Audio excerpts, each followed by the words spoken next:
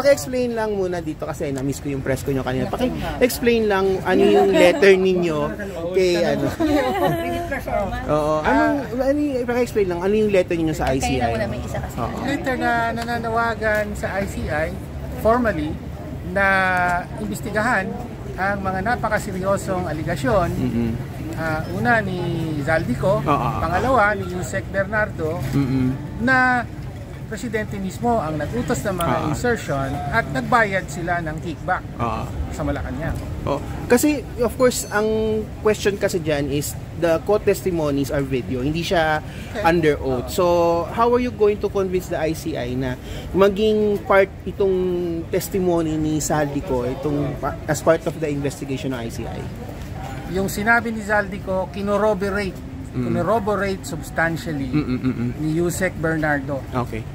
So nandyan lang si Yusek Bernardo. In fact, earlier he was already scheduled to appear before the ICI.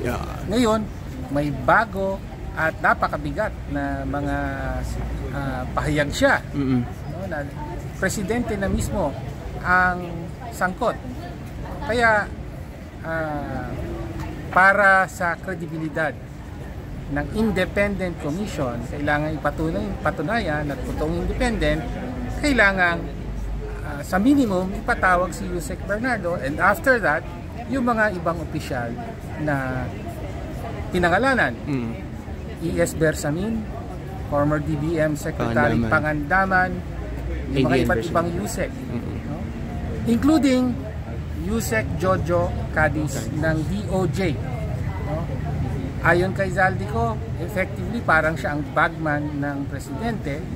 Please note na si Yusek Jojo Cadiz ay matagal ng staff.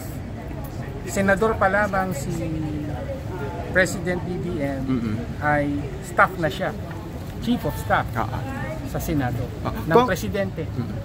Mahaba ang pinagsamahan. Kung do you think isasama dapat si Sandro Marcos din dito? Kasi na-mention siya sa video ni Saldi kahapon na parang nakinabang din siya sa mga insertions. Lahat ng sangkot dapat managot. So ang latest nabanggit si Majority Leader, so dapat isama. Wala yan sa text ng executive orders dahil lahat ito ay mga hush-hush or mga illegal activities talaga. Kailangan greater effort para mai-uncover yung buong iskema na ngayon ang dinadawit na yung pinakatuktok ng ating gobyerno. Wala bang mababalin na confidentiality provision ng WPP kung ibabalik natin dito si Bernardo para humarap po sa commission? Kasi yun yung ini-invoke niya. Well, we will let the Independent Commission on Infrastructure to be able to answer yung our letter as well as yung clamor ng taong bayan na malaman yung buong kwento. So meron kasi syempreng ganong request si Yusek Bernardo, pero meron ding malaking hinihiling yung taong bayan na malaman nila ano na ang inaabot ng investigasyon, na hindi na pagkatapos ng ilang buwan ay malalaman na lang natin na naayos na ang lahat. So yun din po ang hamon ngayon with, for example, yung live streaming.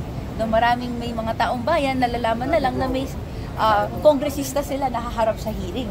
And hindi nila malalaman kung anong pinag-usapan dahil very limited lang yung pwedeng yung dinidisclose. So sa atin, we will let the Independent Commission on Infrastructure answer our challenge. Kung ano yung reply sa inyo ng ICI dun sa letter? Or did they made some mentions in passing about your letter po ba? Ano yung reaction ng Justice Reyes and the commission on your letter? Well, so far received.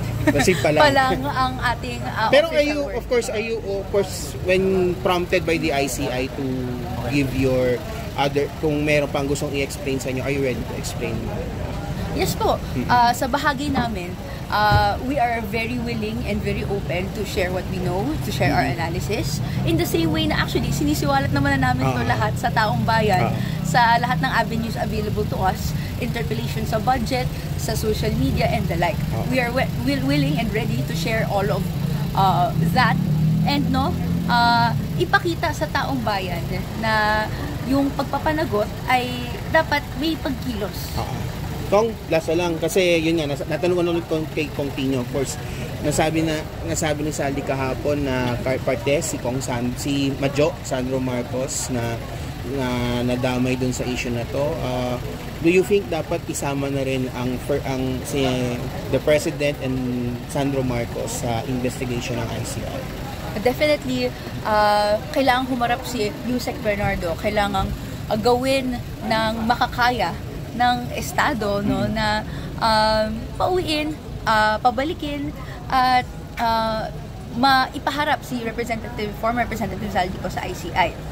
Marami siyang alam tungkol sa web, no, ng activities ni allegedly President Marcos Jr., even former Speaker Martin Romualdez, and may natatag din pong bago na si Representative Sandro Marcos. Kailangan niyang i-explain yun lahat. As it stands, merong patsi-patsi lang din ang nasasabi, pero mabigat. Kaya kailangan yung buong kwento isiwalat sa taong bayan.